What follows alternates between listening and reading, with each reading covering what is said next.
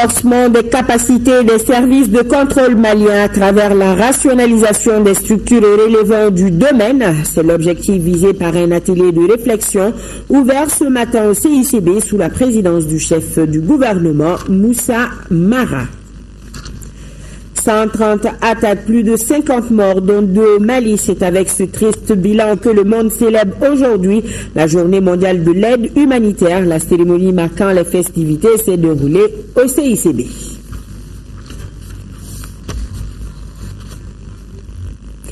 Nous sommes mardi 19 août. Bonsoir et merci de votre présence. Le président de la République, Ibrahim Boubacar Keïta, a reçu cet après-midi en audience le ministre tchadien du Plan et de la Coopération internationale. Mariam Mahamad Nour était porteuse de messages du président Idriss Déby Itno à son homologue malien. Nous l'écoutons à sa sortie d'audience au micro de Mohamed Diarra. Nous sommes porteurs d'un message de son Excellence M. Idriss Déby Itno, président de la République du Tchad, à son frère et ami le président Ibrahim Boubacar Keïta. Et cela rentre dans la droite ligne de concertation permanente que les deux chefs d'État entretiennent et qui démontre l'excellence des relations qui existent entre les deux chefs d'État et les deux pays. Qu'est-ce que le président vous a dit? Non, il a confirmé vraiment le soutien du Mali au Tchad et vice-versa. Donc, il se concerte sur des grands sujets d'ordre international et qui concernent également l'Afrique et la sous-région. Vous avez longtemps servi au Mali en tant que représentant de la FA. Aujourd'hui, vous êtes ministre de la coopération internationale. Le Mali, qui sort d'une crise, a besoin du soutien de ses partenaires. À votre niveau, qu'est-ce que vous comptez faire pour aider le Mali? Le Mali, c'est un peu ma seconde patrie. Voilà, donc je me considère et me sens malienne et donc à la place où je suis ministre du Plan et de la Coopération internationale, donc j'œuvre pour le rapprochement encore davantage entre les deux pays. Nous avons ce message de condoléances du chef de l'État. Le président de la République, chef de l'État et chef suprême des armées, Ibrahim Boubacar Keïta, a appris avec tristesse et consternation la mort accidentelle hier de 2 soldats maliens à Tessalit, dans la région de Kidal.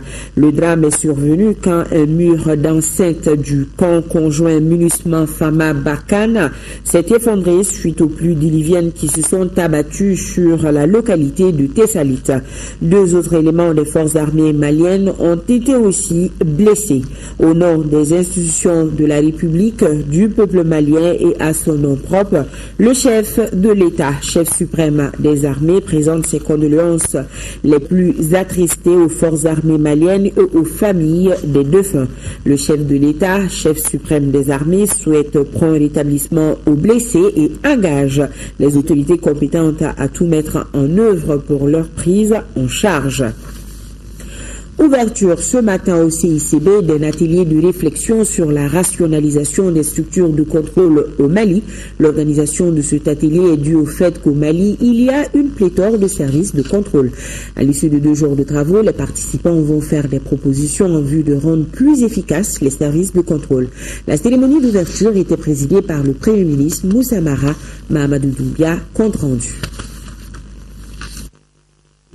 Malgré le nombre pléthorique des structures de contrôle, l'inadaptation du système actuel aux besoins de contrôle des services publics et l'environnement du contrôle, on assiste aujourd'hui au phénomène de la fraude, la mauvaise gestion et la contre-performance dans nos services publics. L'objectif de cet atelier organisé par la primature est de fournir aux plus hautes autorités du pays les informations pertinentes qui les serviront de base de décision pour le choix d'un schéma de contrôle efficace et efficient. Il s'agit donc de faire un diagnostic sommaire du dispositif actuel de contrôle des structures publiques, leurs forces et leurs faiblesses. Selon le Premier ministre, aujourd'hui au Mali, il y a 22 structures de contrôle, dont 3 de contrôle externe et 19 de contrôle interne. Malgré ce nombre relativement élevé de structures de vérification que certains qualifient à tort ou à raison de pléthorique, on ne voit pas un recul net de la fraude, de la mauvaise gestion et de la contre-performance dans nos services publics. On a plutôt l'impression qu'elle s'amplifie. C'est pourquoi le gouvernement a très vite engagé des réflexions devant conduire à une plus grande efficacité de ce secteur.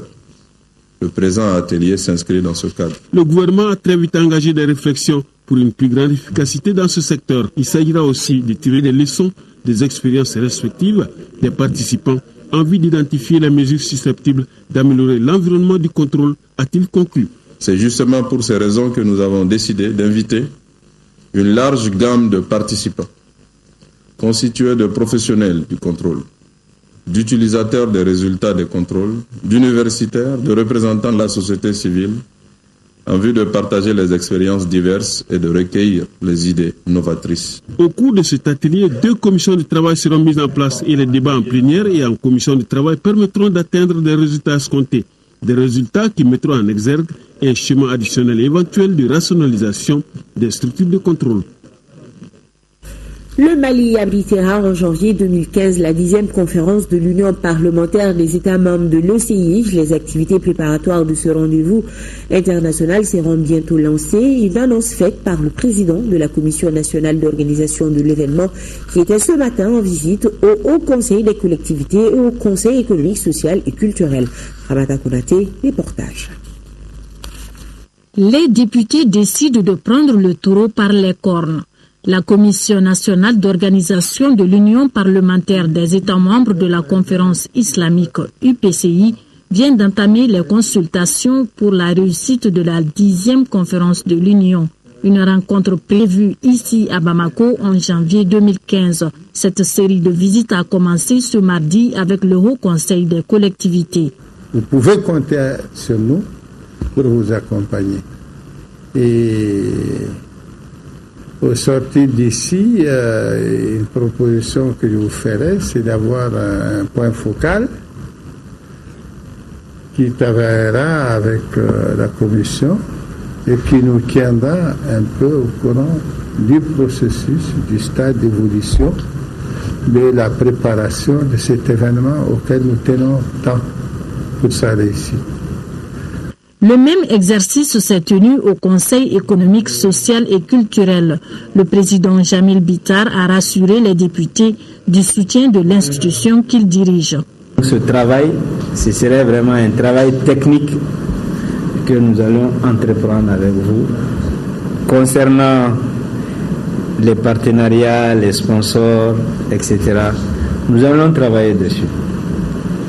Et nous allons vous donner en tout cas des directives qui vont vous permettre peut-être d'atteindre les objectifs que vous aurez fixés en la matière. Ces réponses favorables constituent des motifs de satisfaction pour la commission d'organisation. Nous sommes très heureux de ces échanges parce que je pense que ces échanges ont été fructueux. Nous allons visiter toutes les institutions de la République afin de les informer de la tenue de cette conférence. Bientôt seront lancées les activités préparatoires de la 10e conférence de l'UPCI. Ce lancement va ouvrir la voie au renforcement de la collaboration entre les uns et les autres pour mieux organiser la rencontre de Bamako. Ce rendez-vous devra permettre de renforcer la coopération entre les parlementaires islamiques des 54 États membres de l'organisation. Notons également que le président du Conseil économique, social et culturel a reçu en audience la Confédération malienne du travail, CMT. La nouvelle centrale était venue prendre contact avec les membres de cette institution. Selon la secrétaire générale de la Confédération malienne du travail, Kamaté Kadiatou Touré, cette visite a également permis d'échanger sur l'amélioration des conditions de vie des travailleurs affiliés à cette centrale syndicale. Voilà. Le président du Conseil économique, social et culturel qui a reçu en audience la Confédération malienne du travail, CMT. Le nouvel ambassadeur du Mali à Malabo, en Guinée équatoriale, Mamadou Dème, a été reçu ce matin en audience par le président de la Cour suprême, Nou Tapili. Mamadou Dème, au micro de Lamine Keita, nous parle de cette visite. Je suis venu pour voir la Cour suprême, pour que déjà je prenne attache avec les premiers responsables, pour que, au besoin, s'il y avait des décisions à prendre ultérieurement, que cela soit d'une part et d'autre part, s'il y a nécessité d'établir la coopération judiciaire de manière à encadrer ces activités, de part et d'autre d'ailleurs, pour que nos justiciables qui sont là-bas puissent aussi en bénéficier. C'est vrai, quand on est à l'extérieur, on est assujetti aux droits du pays d'accueil. Mais n'empêche, connaît aussi également la justice de son propre pays. Et l'application du droit de l'autre côté comme de ceci doivent être encadrés pour avoir une saine justice. Voilà la raison qui m'a amené ici pour prendre attache avec le premier responsable de la Cour suprême. Sur un tout autre plan, visite ce mardi du ministre de l'économie dans les locaux de la douane. Occasion pour le ministre de constater le travail abattu au sein de la structure, notamment la réforme institutionnelle, la mutation de certains services, la sécurisation des données à travers l'informatisation. Mariam Sagara était de la visite. Le système informatique ultramoderne des douanes a permis au ministre Boiré de vite faire une lecture bien visible de la traçabilité des interventions et des tractations douanières sur toute l'étendue du territoire. Une évolution qui réconforte le premier responsable de l'économie et des finances du Mali dans sa lutte contre la délinquance financière et le trafic illicite. Cette visite était un plaisir pour nous. Ça nous a donné l'occasion de jauger l'administration douanière, de voir aujourd'hui quel est l'état de couverture du territoire en termes de suivi du mouvement des marchandises. Chose très très importante pour cerner l'assiette douanière de ce point de vue pour avoir des recettes. Ça, on a été édifiés. C'est vrai qu'ils ont besoin d'être appuyés, mais il y a eu beaucoup d'initiatives dans ce sens-là, sincèrement, qui nous font espérer aujourd'hui que ce qui leur a été fixé comme objectif de recettes, plus de 380 milliards, ne sont pas hors de leur portée. La vision nouvelle du directeur général des douanes est de donner au Mali une douane moderne, compétente et efficace. Cependant, quelques difficultés entachent cette ambition bien noble pour le développement économique de notre pays. Le tableau relisant qui vient d'être dépeint en matière de réalisation d'infrastructures ne doit pas faire perdre de vue les difficultés auxquelles le service est confronté. Les locaux peinent à abriter les structures de la Direction générale des douanes. Il est urgent d'envisager la construction des bureaux supplémentaires, voire la construction de nouveaux bâtiments devant abriter la Direction générale des douanes sur le site de Samankou. Au terme de cette visite et des échanges, le ministre a salué l'effort de la direction dans un combat qui rassure. Madame Boiré a promis de soutenir les actions des douanes à travers le pays. Qu'il est de notre devoir en tant que décideurs d'être à côté d'eux, de les rassurer de notre soutien, de les encourager et de faire l'effort de communication vis-à-vis des usagers pour que chacun comprenne que c'est des mesures qui ne sont orientées contre personne. C'est des mesures générales qui sont là, qui sont dans les textes de loi, qui sont dans la réglementation et qui tardaient à être mises en application. Et du fait de leur manque d'application, ça crée une certaine compétition entre les bureaux de douane. Qui peut prendre les marchandises moins chères, tout le monde partait de ce côté-là. L'heure n'est plus à cela. Le Malien mérite qu'on lui rende ce qu'il a investi en nous envoyant à l'école à travers le budget de l'État et tout. Aujourd'hui qu'on a l'occasion de servir ce pays, faisant en sorte que nous le servions de notre mieux. À la satisfaction générale, Mme Boiré Fili Sissoko a reçu les honneurs d'une structure qui porte toute sa confiance en elle. Elle a reçu pour cela une distinction à l'interne, distinction qui est d'ailleurs une première dans l'histoire des soldats de l'économie. Hors de nos frontières, à la 6e conférence annuelle des présidents des parlements africains PAP s'est tenue du 13 au 14 août dernier à Midrand, en Afrique du Sud. La délégation du Parlement malien à cette conférence était dirigée par le président de la représentation nationale, l'honorable Isiaka Sidibé. Cette conférence a adopté plusieurs recommandations et résolutions. Mohamed Ould-Mamouni nous fait le point. Rendre opérationnelle la force de réaction africaine et accroître la part des États au Fonds pour la paix, encourager la mise en œuvre de l'agenda 2063 de l'Union africaine pour bâtir une Afrique prospère et respectée sur la scène internationale, ce sont là quelques résolutions et recommandations issues de cette 6e conférence. À l'issue de leurs travaux, les présidents des parlements et sénats africains ont également décidé de prendre des dispositions en vue de faciliter la ratification du protocole révisé du pape par les États membres d'ici à 2015. Les parlementaires, dans leur résolution, ont aussi accordé une attention particulière à l'amélioration de la gouvernance, les investissements fonciers à grande échelle en Afrique, les réponses adéquates à l'accaparement des terres, la politique de gestion durable des terres et les changements climatiques. Autre préoccupation des parlementaires africains, assurer un financement conséquent de l'élection des 5 députés panafricains et de leur participation, veiller à la ratification et à l'internalisation des instruments instruments juridiques de l'Union africaine par les États membres en développant les mécanismes de suivi, encourager le financement des activités en faveur des jeunes et des femmes. Au plan de la paix et de la sécurité, la 6e conférence a déploré la situation des conflits dans plusieurs pays en Afrique, dans notre pays, ainsi que le terrorisme au Nigeria avec Boko Haram. En marge des travaux, le président Isiaka Sidibé, dans le cadre de la diplomatie parlementaire, a eu des entretiens avec nombre de ses pairs africains sur les efforts déployés par le Mali et ses partenaires en faveur du retour définitif de la paix, la cohésion nationale. Le Parlement africain a été créé en mars 2004 à Addis Abeba, en Éthiopie, avec comme objectif de promouvoir les principes des droits de l'homme et de la démocratie sur le continent, d'encourager la bonne gouvernance, la paix, la sécurité et la stabilité. En France, les Maliens et amis du Mali ont organisé ce week-end un sitting devant l'ambassade du Mali en France. Objectif, la prise en compte par les autorités des préoccupations de la diaspora malienne de France dans le cadre des futures négociations entre le Mali et les groupes armés. La correspondance de Tidani Djimé Diallo avec la voix de Mohamed Ould Mahmoud. C'est l'ambassadeur du Mali, Cheikh Mouktari Diarra, qui a reçu les représentants des Maliens de France. Ces derniers sont venus exposer leurs conditions pour que les futurs accords entre le gouvernement malien et les groupes armés soient davantage porteurs d'espoir.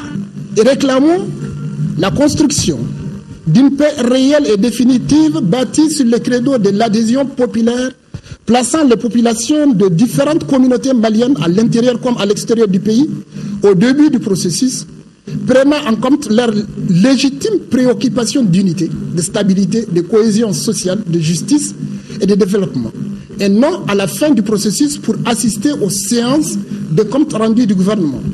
Exigeons une clarification des concepts, décentralisation poussée, régionalisation pour tous les Maliens, Maliennes, afin d'éviter toute incompréhension ou malentendu dans l'exécution. Recevant la motion du collectif des Maliens de France, l'ambassadeur Cheikh Mouktari Diarra leur a donné l'assurance qu'elle sera transmise sans délai aux plus hautes autorités du Mali. S'adressant aux manifestants, l'ambassadeur leur a exhorté à un réarmement civique, car, dira-t-il, tous ensemble, nous devons traverser le fleuve et arriver à bon port à la réconciliation nationale dans la paix et la dignité. L'hymne national a sanctionné cette manifestation.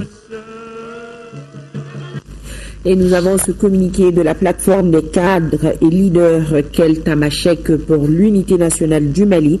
Et la plateforme exhorte les pouvoirs publics de tout mettre en œuvre pour freiner la multiplication des groupes armés ethniques afin de faciliter le retour à la normalité, c'est-à-dire le retour à la cohésion sociale et au vivre ensemble d'antan.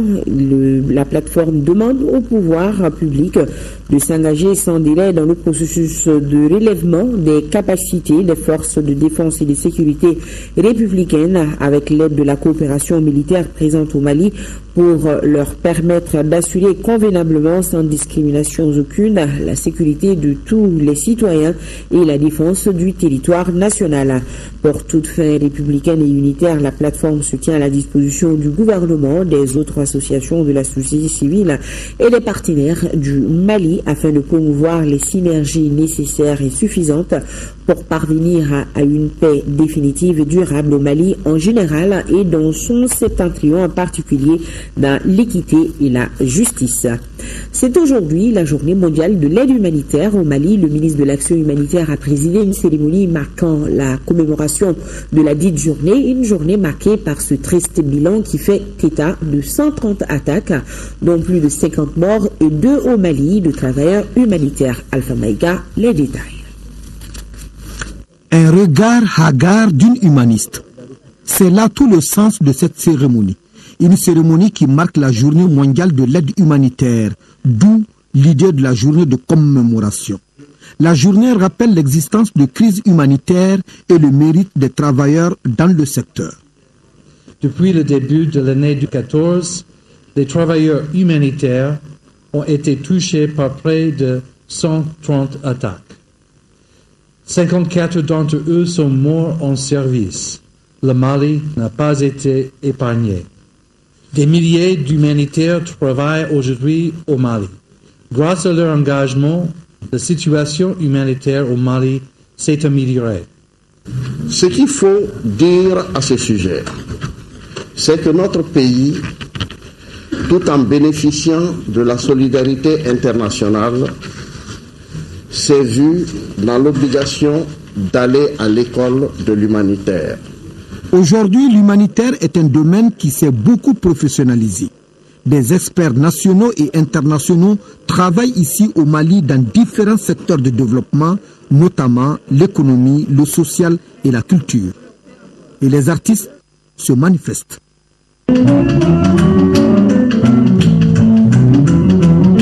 Aujourd'hui, c'est la journée mondiale de l'aide humanitaire.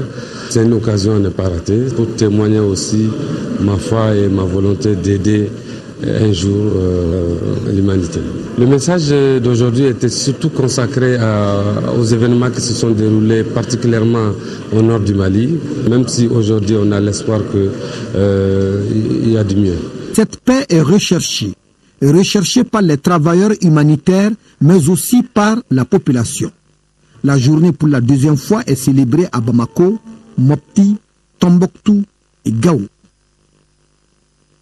Et nous avons communiqué une séance de partage d'informations sur l'épidémie du virus Ebola s'est déroulée ce lundi au siège de l'Union africaine à Addis Abeba, organisée par l'UA en collaboration avec l'OMS et le Bureau de la coordination des affaires humanitaires de l'ONU.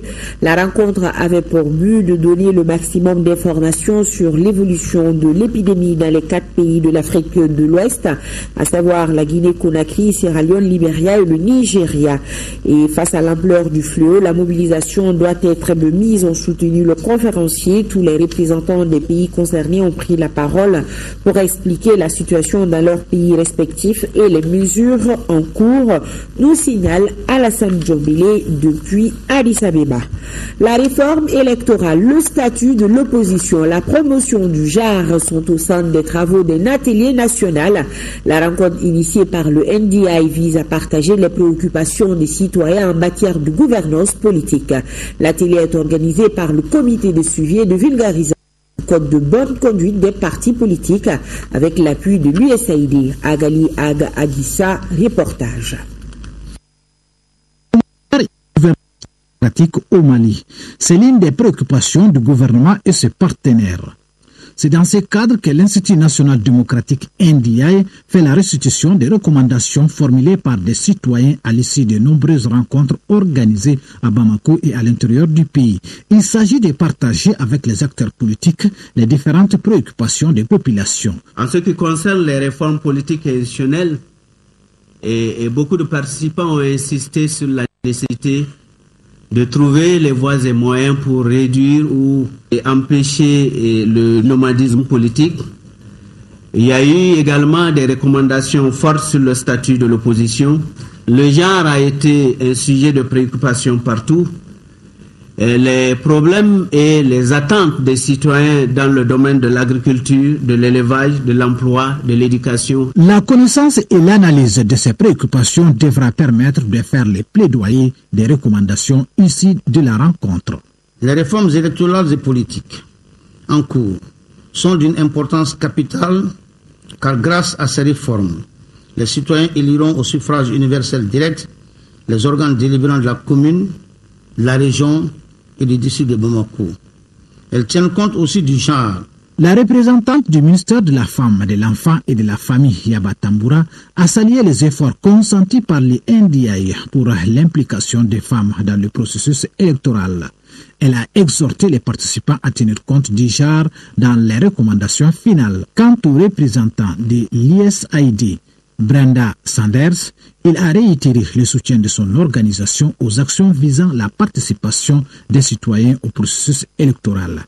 Les travaux qui se déroulent à Bamako regroupent les experts sagés des réformes institutionnelles et acteurs politiques. Le Mali a désormais une fédération dédiée au sport scolaire et universitaire. L'instance sportive a été portée sur les fonds baptismaux samedi dans la capitale du Kénédougou et c'est Boubacar Traoré du ministère des Sports qui a été désigné président de cette nouvelle fédération. Compte rendu, Sékou Konaté. Il aura fallu aux délégués venus de toutes les régions plus d'une demi-journée pour porter sur les fonds baptismaux cette première fédération dédiée au sport scolaire et universitaire. Une instance sportive d'importance pour le département. et son premier président pour nom, Boubacar Traoré du ministère des Sports, avec comme secrétaire général Youssouf Koulibaly du ministère de l'Enseignement supérieur et de la Recherche scientifique. Le sport scolaire et universitaire soit revitalisé pour deux objectifs principaux. D'abord, aider à stabiliser l'espace scolaire, mais aussi servir de vivier pour l'élite nationale. Et le tout nouveau président mesure le poids de la charge. Un vaste chantier existe déjà. Il suffirait tout simplement d'aller vers ce chantier et donner vraiment un sens à la volonté politique qui a dominé ou qui a prévalu pour justement développer le sport scolaire et universitaire. Engagement, disponibilité et rigueur doivent être les maîtres mots pour conduire cette première barque. Pour cette fédération, il n'y aura ni campagne, ni élection. Les responsables seront désignés par les différents départements.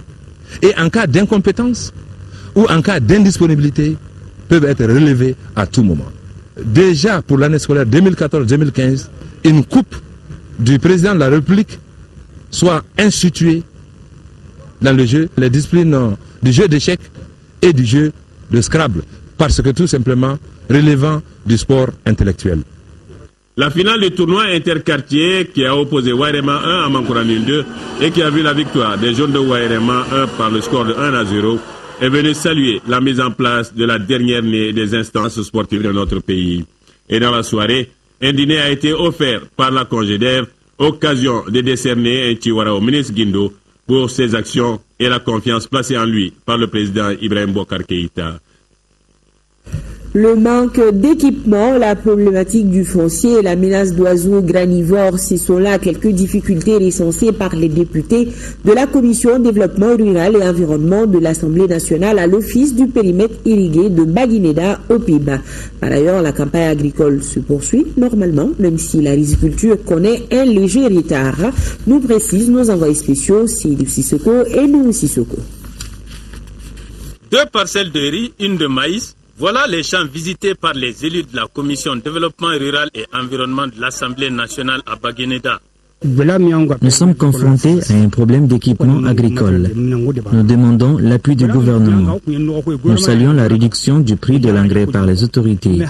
Notre souhait est que ce prix soit toujours revu à la baisse. Donc nous avons noté quelques problèmes majeurs. Le premier problème, c'est au niveau des producteurs. Il faudra essayer de faire un mécanisme pour pouvoir aider ces paysans vraiment à s'équiper. Parce que cela va contribuer fortement à l'amélioration de la productivité et à l'augmentation des revenus de ces paysans. À la problématique de l'équipement s'ajoute la menace d'oiseaux granivores qui planent sur le périmètre. Malgré ces difficultés, l'Office compte atteindre ses objectifs de campagne. On a prévu d'emblaver cette année 2750 hectares. Au moment où on est à plus de 60%. Alors, et on croit que la cadence qu'on a vue sur le terrain, d'ici la fin de ce mois-ci, alors les 2750 hectares vont être entièrement emblavés. Et la récolte va concerner 95%. La rencontre avec la direction de l'OPIB a enregistré la présence de 2 responsables du département de l'agriculture de la République sœur de Guinée-Conakry. Ils sont venus s'inspirer de l'expérience malienne en matière d'irrigation. Et nous avons ce communiqué de presse sur le point des négociations suite au préavis de grève de l'UNTM. Suite au préavis de grève en date du 31 juillet 2014 déposé par le bureau exécutif de l'Union nationale des travailleurs du Mali, UNTM, le ministre du Travail, de la fonction publique et des relations avec les institutions par arrêté numéro 2014-2183 du 13 août 2014 a mis en place une commission de conciliation qui a siégé les 15, 17, 18 et 19 août 2014 dans la salle de conférence du département. Le préavis de grève comportant 17 points de revendication intervient à un moment où le pays sort d'une crise profonde et multiforme qui a menacé les fondements même de son existence.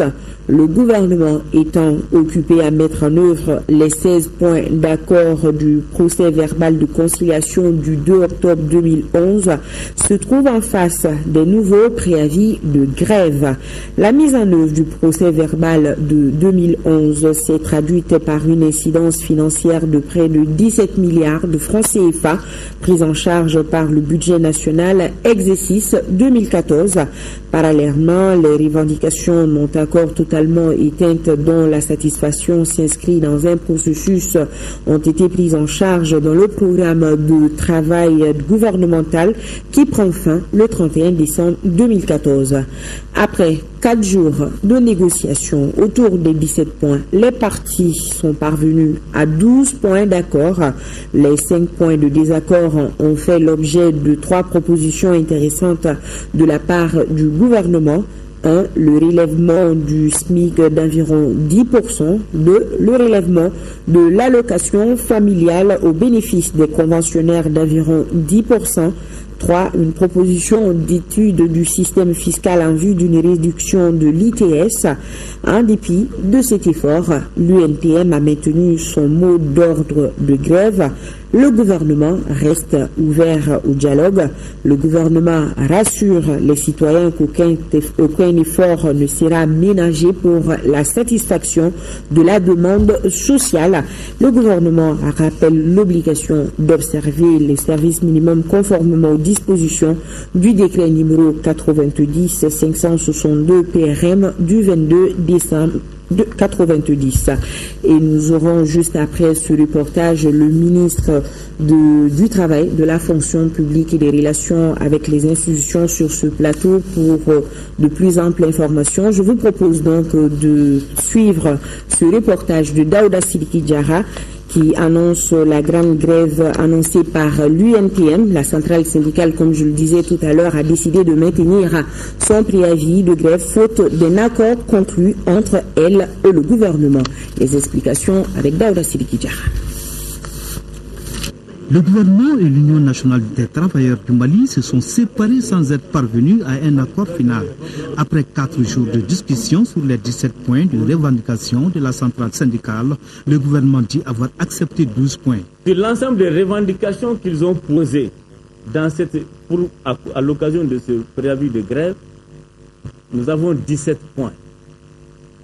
Sur les 17 points, nous nous sommes accordés parfaitement sur 12 revendications. Il reste 5 points qu'on peut appeler de désaccord. La délégation de l'UNTM a fait savoir que ces 12 points ne touchent pas directement le ministère des Travailleurs, car, dira le secrétaire général adjoint de l'UNTM, toutes les revendications clés liées aux finances n'ont pas été satisfaites.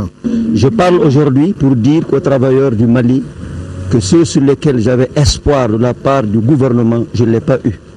Et nous maintenons notre grève prévue le 21 et le 22 août.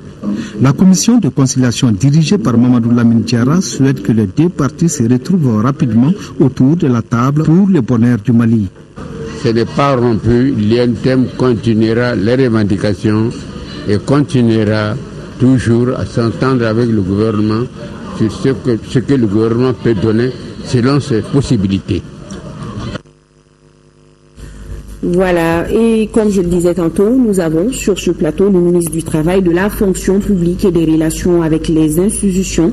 Monsieur le ministre, bonsoir. Bonsoir. Bienvenue sur notre plateau. Merci beaucoup. Nous venons de regarder le reportage et à la lumière du communiqué de presse que nous avons reçu aussi, nous constatons que le gouvernement et l'UNTM n'ont pas pu avoir un terrain d'attente. Et tout à l'heure, Mohamed Katra le disait, l'UNTM vient de dire qu'il avait espoir. Qu'est-ce qui n'a pas marché, monsieur le ministre? Merci beaucoup. Je voudrais d'abord rappeler que notre pays traverse un moment extrêmement difficile, comme ça a été dit dans le communiqué. Ce n'est un secret pour aucun Malien. Nous venons de trop loin. Nous sommes dans un pays qui renaît de beaucoup de difficultés, qui essaie de s'assumer avec l'accompagnement de la communauté nationale et de l'engagement de tous les patriotes du Mali. Le gouvernement que je représente ici a hérité d'un portefeuille extrêmement important de revendications et dont nous nous sommes engagés à assurer l'exécution totale. Il faut dire que depuis 2011, le gouvernement s'est engagé avec l'UNTM à un certain nombre de doléances, à la satisfaction de ce nombre de doléances. Ces doléances n'ont pas pu être satisfaites à cause de la crise et nous saluons le passage, l'effort et la compréhension de tous les syndicats du Mali pour avoir accepté d'accompagner les différents gouvernements dans les moments difficiles. Donc notre gouvernement a hérité des revendications de l'UNTM singulièrement. Et dès que nous avons pris fonction, je pense qu'une des premières préoccupations du gouvernement, c'était de rencontrer l'UNTM pour discuter de ces revendications, maintenant qu'il y a un gouvernement élu et régulièrement installé. Et donc nous avons pris attache avec l'UNTM et nous avons commencé les négociations. La revendication la plus importante de leur plateforme de 2011 portait sur la relecture de la grille des salaires, qui comportait des irrégularités et des injustices. Nous les avons corrigées ensemble et nous les avons adoptées. Et je peux vous dire que ce premier accord, déjà, l'exécution va commencer sur le mois de salaire d'août, pour un rappel du 1er janvier jusqu'à août. Donc, c'est complètement éteint ce point de revendication. Donc, ce point de revendication constitue aujourd'hui le premier point des nouvelles exigences de l'UNTM. Parce qu'il y avait déjà des revendications de 2011 sur 16 points que du point de vue du gouvernement, nous avons totalement exécuté ou en tout cas pris en charge. Alors, vous savez, dans les revendications, il y a des revendications qui sont financières, il y a des revendications qui sont d'ordre administratif. Tout ce qui est financier a été pris en charge totalement par le gouvernement, qui l'a inscrit dans le budget 2014 pour un montant de près de 17 milliards. Ces 17 milliards font que le Mali a grevé ses engagements vis-à-vis de l'UMOA qui impose à tous les pays un ratio de 35% des recettes fiscales pour couvrir les salaires. Nous, avec la revue budgétaire, nous sommes déjà à 37%. Donc nous avons déjà dépassé. C'est pour montrer l'effort que l'État a fait pour aller dans la satisfaction des revendications des travailleurs. Maintenant, par rapport à ce premier cahier de doléances de 2011, comme je vous ai dit, toutes les préoccupations ont été prises en charge, y compris les indemnités, tout ce qui concerne la valorisation des grilles. Tout ça est pris en charge et ça fait 17 milliards. Mais monsieur le ministre, concrètement, quels sont les points d'achoppement? Les points, c'est pour vous dire seulement que le nouveau cahier que l'UNTM apporte est un cahier de 17 points dont la revendication qui porte sur le 2011 est le premier élément. Donc nous pensons que tous les premiers éléments nous sont complètement tout à fait en accord. Ils nous ont dit à l'entame de discussion, parce que je vous ai dit qu'il y a deux formes de revendications. Il y a des revendications pour lesquelles c'est des processus. Quand, par exemple, on parle d'un acte que le gouvernement doit prendre, l'acte se prépare au niveau des départements, ça passe dans un processus administratif pour être adopté par le gouvernement et ensuite à l'Assemblée nationale. Ça, ce sont des temps qui ne sont pas toujours compressibles. Donc, pour toutes les revendications qui sont de nature, qui appellent, n'est-ce pas, des processus, eh bien, nous avons convenu avec l'INTM à l'entame des négociations de le mettre dans un chronogramme. Et c'est ce chronogramme qui a été la dernière activité ce matin. Sinon, sur tous les 12, ils ont 16 points de revendication sur lesquels nous nous sommes accordés sur 12. Maintenant, il y a 5 points sur lesquels il n'y a pas eu accord. Le premier point de désaccord, c'est le relèvement significatif du taux de la valeur du point d'indice. Je dois rappeler que pour augmenter les salaires, on peut agir sur les indemnités et les primes, on peut agir sur la grille indiciaire, on peut agir sur la valeur indiciaire. Dans les engagements que le gouvernement est en train de mettre en œuvre, il a agi sur les indemnités et les primes, il a agi sur la grille indiciaire. C'est ce qui nous amène aujourd'hui à 17 milliards. Donc, cela, le gouvernement a dit qu'il ne peut pas parce que nous avons déjà greffé, nous sommes à 37%. Nous avons dépassé les engagements de notre pays vis-à-vis de ses partenaires économiques et financiers. Le deuxième point, c'est la diminution du taux des impôts sur le traitement ITS. Le gouvernement ici a fait une proposition pour dire que tous les textes des impôts sont en relecture et que nous ne pouvons pas décider de diminuer l'ITS si ce n'est pas une étude qui nous confirme les niveaux et ce qu'on peut faire par rapport à ça. Maintenant, les engagements les plus forts du gouvernement par rapport aux revendications concernent le relèvement du salaire minimal interprofessionnel, c'est-à-dire le SMIC. Le SMIC aujourd'hui est à 28 460. Le gouvernement l'a porté à 31 000, soit une augmentation de 10%. Et l'UNTM demande plus. L'UNTM ne considère pas ça comme un effort du gouvernement. Il nous demande plus, ce que nous ne pouvons pas faire au jour d'aujourd'hui. Parce que le SMIC, il faut le rappeler, est payé par l'État et par les employeurs. Compte tenu de la situation économique du pays aujourd'hui, les employeurs ont accepté de relever leur SMIC au niveau proposé par le gouvernement. C'est que l'UNTM n'a pas apprécié. Donc sur ce point, nous avons fait un effort qui n'a pas été apprécié par l'UNTM. Le deuxième point sur lequel l'État a fait un effort, ça c'est le développement des taux des allocations familiales. Les allocations familiales sont redistribuées sur la base des cotisations que les travailleurs et les fonctionnaires font au niveau des caisses qui gèrent ces cotisations. Le gouvernement a dit, avec la situation actuelle d'aujourd'hui, nous pouvons faire un effort pour tous les conventionnaires qui sont les moins nantis. Le gouvernement a proposé d'augmenter 500 francs parce que le taux actuel est de 1500. Pour tous les conventionnaires, le gouvernement a accepté de s'engager pour payer 1500 francs par enfant pour les conventionnaires. Pour les fonctionnaires, puisque la caisse de retraite du Mali a des difficultés, nous avons dit qu'on verra dans un autre temps comment on pourra prendre en charge, n'est-ce pas, pour ce qui concerne les enfants des fonctionnaires. Donc voilà des propositions de notre point de vue sur les 5 points. Et sur les 5 points, nous avons fait des propositions intéressantes de notre point de vue. Parce que nous avons proposé en moyenne un relèvement de 10% de tous ces points, ce qui n'a pas été apprécié par l'UNTM. Le dernier point de désaccord maintenant, c'est le tarif d'eau et d'électricité. Compte tenu de la situation qui prévaut aujourd'hui, cela est tout simplement impossible aujourd'hui. Donc, nous pensons que sur ces 17 points de revendication, 12 points, le gouvernement a accepté 12 points de revendication pour l'UNTM. Les 5 points d'achoppement que je viens de vous citer, le gouvernement a fait 3 positions sur 5.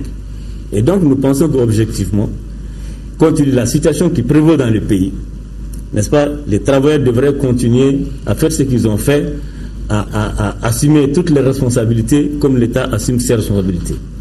Donc c'est ça le point d'achoppement qu'il y a eu entre l'UNTM et le gouvernement aujourd'hui. Mais on voit que la grève elle est maintenue. Donc qu'est-ce qui va se passer maintenant, monsieur le ministre? La grève est maintenue. Ce que je voudrais dire, c'est que ça fait partie aussi, à un certain niveau de négociation, chacun prend ses responsabilités.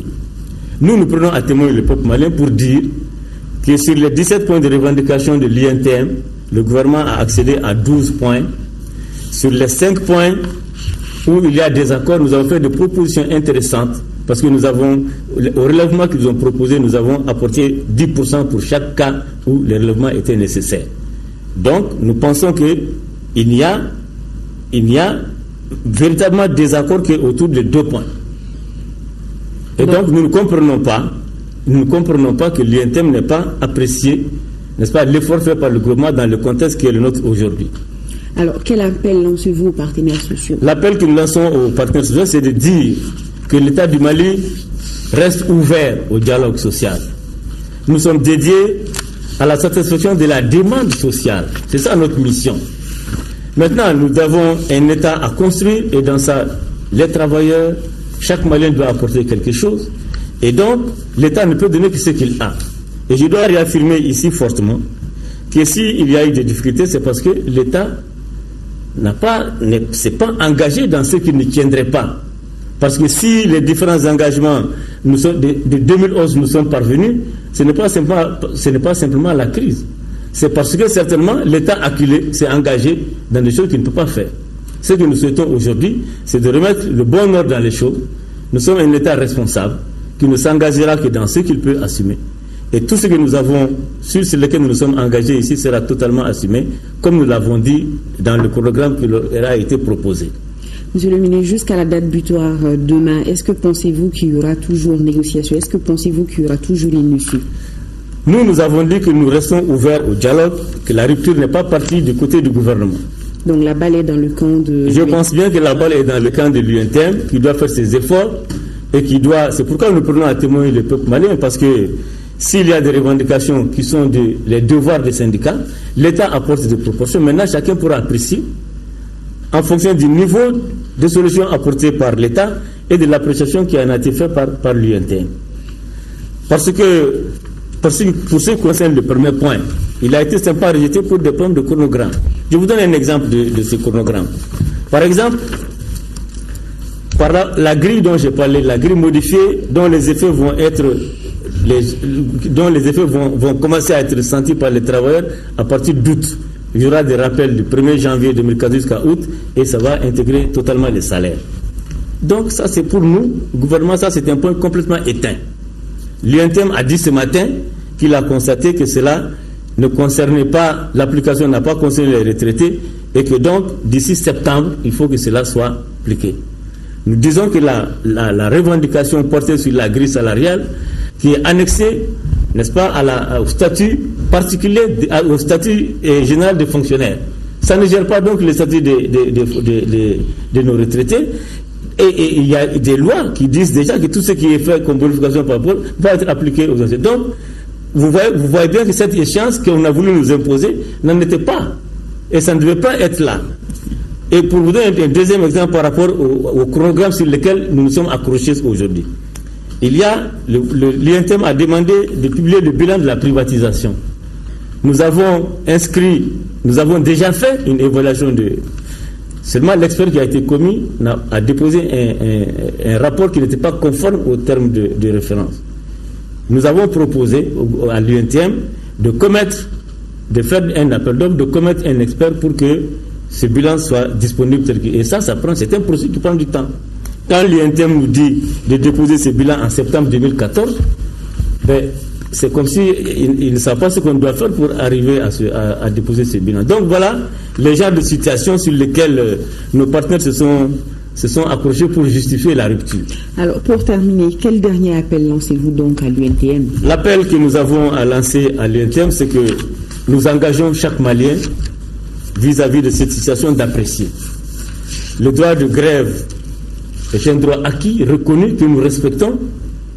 Nous rappelons que les règles qui gèrent la grève ne sont pas seulement d'aller à la grève. Il y a les conditions minimales qui doivent être sauvegardées, c'est-à-dire le syndicat a le devoir, les travailleurs ont le devoir d'observer, n'est-ce pas, le bassin minimum pour que les services ne s'éteignent pas. C'est un devoir. Si ce n'est pas appliqué, l'État sévira. Parce que c'est aussi ça. Chacun a ses droits, mais chacun doit respecter tous ses devoirs.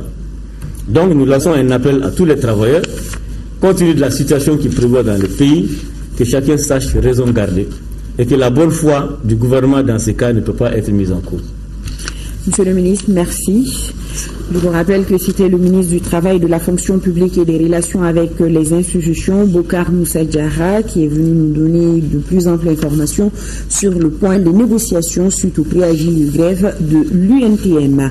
La suite de ce journal, en deuxième région, le projet accroître la sécurité alimentaire en associant étroitement l'élevage, l'arbre et la culture par la pratique de l'agroforesterie a pris fin à Katibougou par une journée de porte ouverte.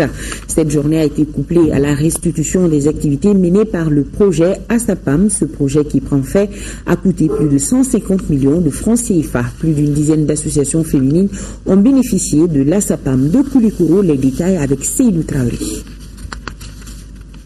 Le projet accroître la sécurité alimentaire en associant étroitement élevage, arbres et culture par la pratique de l'agroforesterie ASAPAM est l'une des approches de l'hyper-UFA de Katibougou et ses partenaires. Il contribue à l'amélioration des conditions de vie des populations des villages voisins de l'Institut Polytechnique Rural. Cette approche participative a conduit en 5 ans, période de vie du projet, à des recherches en agroforesterie et en embauche.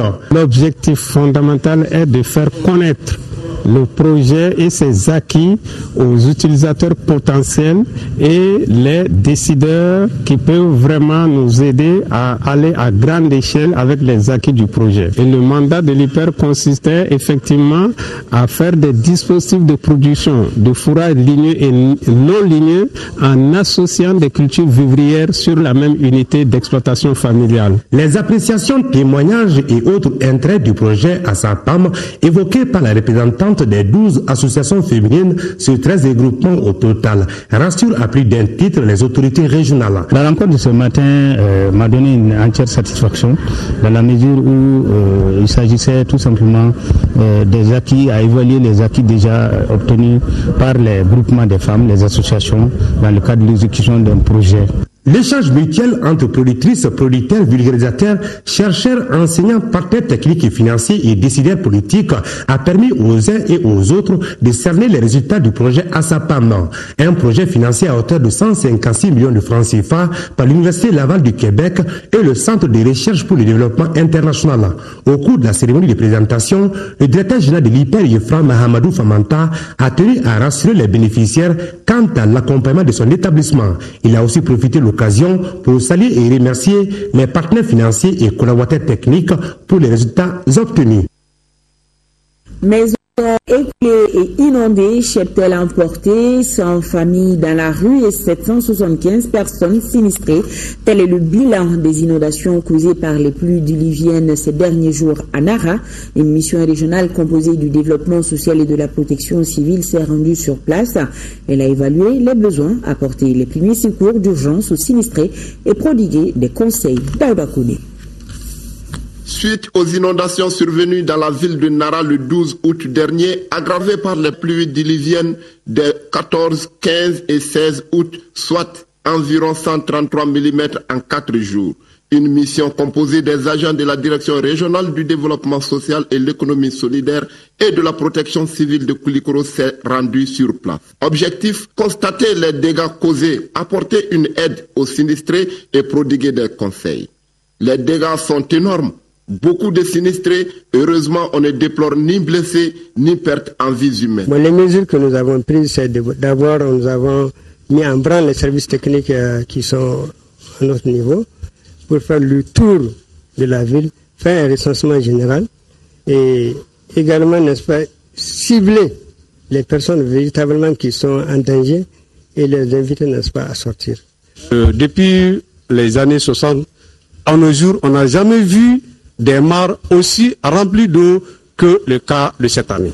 La délégation a visité les mares qui ont envahi les maisons et tenu une réunion d'évaluation avec les autorités administratives et politiques et remis du matériel de premier secours. Il y a 30 cartons d'eau de javel, 50 couvertures, 80 nattes, 50 bidons de 10 litres vides, 20 cartons de savon, 50 gobelets, un lot important d'aquatable et un montant espèce de 300 000 francs. C'est vrai, cet apport ne couvre pas les besoins identifiés, mais nous pensons que ça peut soulager une partie des sinistrés. À noter que la route nationale numéro 4 qui mène à la frontière Mali-Mauritanie est coupée par l'eau. Pour certains, cela n'est pas arrivé à Nara depuis plus de 30 ans. La question du foncier au menu d'une rencontre tenue au gouvernorat du district de Bamako. Les différents acteurs échangent en vue d'aboutir à une gouvernance foncière acceptable et à une émergence de culture de contrôle. Alpha Maïga, reportage. À Bamako, s'il y a un sujet qui préoccupe parmi tant d'autres, c'est bien le foncier. Une thématique de passion, un sujet qui a fait couler beaucoup d'encre. Et c'est autour de ce sujet que cette rencontre est organisée. Ce genre d'espace, sans langue de bois, sans tabou aucun, nous puissions interroger et nos textes et nos pratiques. Le foncier, une problématique qui s'articule autour de 4 axes. D'ordre politique. Et si on y prend garde, c'est la stabilité politique du pays qui est en cause. Ils sont d'ordre économique. Parce que vous savez bien que le foncier est un levier de financement du développement. Au plan social, vous comprenez qu'il n'y a pas pire précarité que de perdre contre son gré et dans la violation des textes et des procédures, le petit patrimoine qu'on est censé avoir pour soi et les siens. Il est également d'ordre culturel pour moi. Aujourd'hui, plus que jamais, le foncier est loin d'être un élément de cohésion sociale. Le foncier doit plutôt être un élément de cohésion, un élément fédérateur, mais pas un élément qui nous divise. Les différents acteurs vont travailler pour aboutir à une gouvernance foncière acceptable, une émergence de culture de contrôle. Le réseau des droits de l'homme a organisé une conférence de presse le week-end dernier, c'était à la Maison de la Presse. en présence de son partenaire Freedom House. Le but de ce point de presse, c'est de parler du rapport sur la justice transitionnelle au Mali que l'organisation a pu réaliser en vue de mettre les victimes dans leurs droits. Fatoumata Kone, les détails. Plusieurs violences ont été causées pendant la crise de 2012 à 2014, selon le réseau des défenseurs des droits de l'homme au Mali. Pour en parler, le réseau a mené une étude dans certaines villes et le district de Bamako. Les différentes organisations de défense des droits humains en ont fait cas dans les rapports. C'est le cas d'Amnesty International, c'est le cas de Human Rights Watch, etc. etc. Mais lorsque M. Baldo, qui est le représentant du secrétaire général par rapport aux violations des droits humains là, est passé au Mali ici, il a constaté effectivement qu'il n'y a pas de cas au tribunal. On n'est pas en post-crise, on est toujours en crise parce que comme vous le savez, à Kidal, il y a toujours des problèmes et c'est moins à Tombouctou et à Gao et Mopti, mais ça persiste, oui. L'organisation était face à la presse pour défendre certains idéaux comme la justice transitionnelle au Mali. C'était en présence de son partenaire Freedom House. Actuellement, nous avons 500 cas que nous pouvons directement présenter au tribunal. Et maintenant, c'est à l'État d'accepter ou de ne pas accepter, de faire son devoir régalien, de faire la justice. Et nous voulons justement passer par la justice transitionnelle, parce que la justice transitionnelle permet de faire en sorte qu'il y ait vérité d'abord, il y ait justice et il y ait réparation et surtout qu'il n'y ait pas répétition. Auparavant, le réseau des défenseurs des droits de l'homme a animé une table ronde avec les organisations spécialisées dans la défense des droits de l'homme.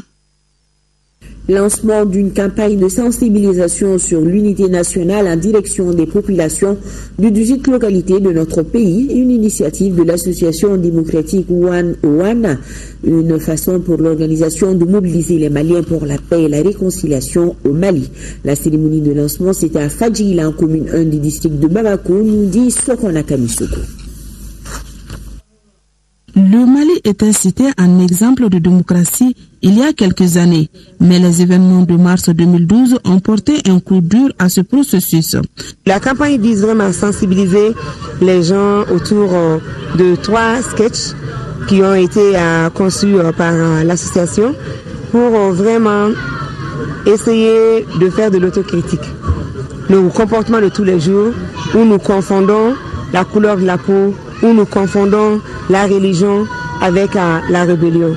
Donc nous visons vraiment à aider un peu l'éducation citoyenne pour qu'on puisse arrêter ces mauvais comportements. Comme disait l'autre, la vivacité d'une démocratie se mesure par la participation des citoyens à la vie active de la cité. L'initiative de l'association Démocratie One to One a été saluée par les autorités présentes à la cérémonie.